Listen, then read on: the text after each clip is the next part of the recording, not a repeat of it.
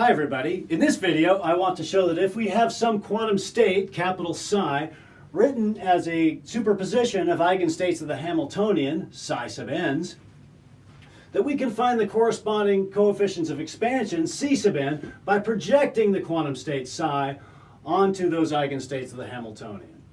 This projection, of course, is an inner product. Before we proceed with this proof, I want to note that Griffiths, in his quantum mechanics textbook in chapter 2, does a very similar proof.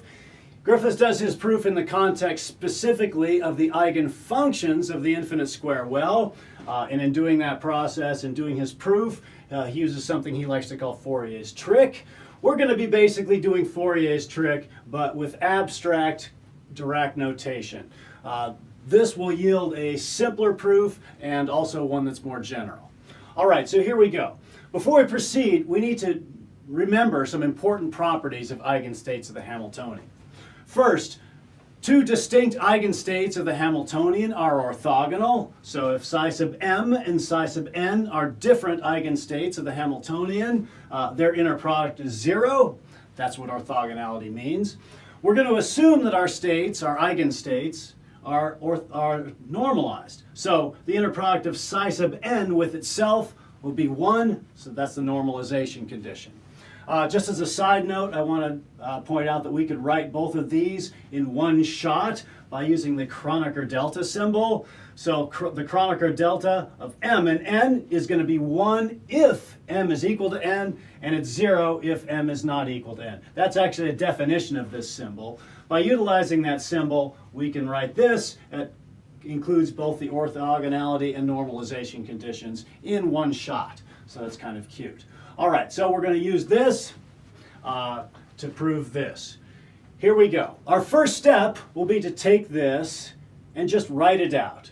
So let n equal 1. I'll have c sub 1, psi sub 1, there we go, and then I'll have plus c sub 2, psi sub 2, plus c sub 3, psi sub 3, all the way up to c sub n, psi sub n. Let's go one more. C sub n plus 1, psi sub n plus 1, and then all the rest. Great. So the strategy in this proof is just to construct the right-hand side. That is, on both sides of this equation, we're going to come in from the left with the bra psi sub n. So here we go. I'm going to construct this inner product here. I got to do the same thing to the right-hand side. There we go. So this is this. I just need to show that all of this will equal that. To do that, I want to note some properties of our inner products. So let's say f and g are states. Let's say c is some constant.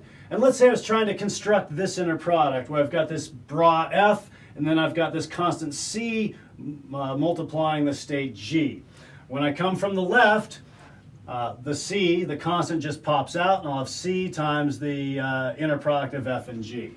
So I'm just going to do that distribution right here. So here we go. I'll have psi sub n, c1, psi 1. The c1 will pop out. Boom, c1, and I'll have psi sub n, psi 1. And then I'll keep going, I'll have for c2, c3. I go up to c sub n, so I have this one. I'll have a c sub n, psi sub n, psi sub n. Great. I'll do the next one. I'll pull out the c sub n plus 1, and then I'll have a psi sub n on the psi sub n plus 1.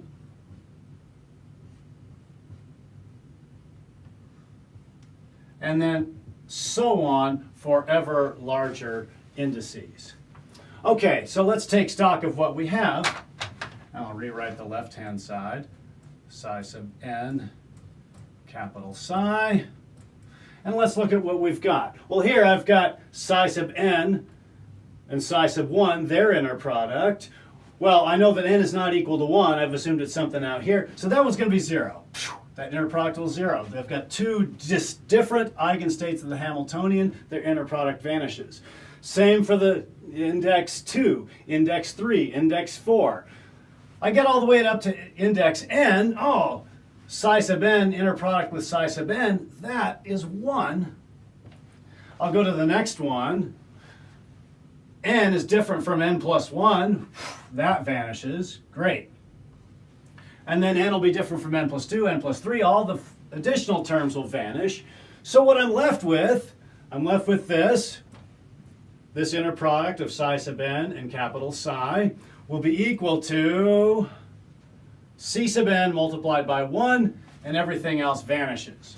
Well, we basically finished the proof. This is what we have right here. The c sub n times 1, that's what we have right here. Everything else vanishes because of orthogonality of the eigenstates of the Hamiltonian. And we're done. So the takeaway, a couple of things. Orthogonality is a really important property of the eigenstates of the Hamiltonian. Secondly, Dirac notation allows you to very clearly see how this result comes out without having to worry about integrals or specific implementations of inner products. All right, thank you.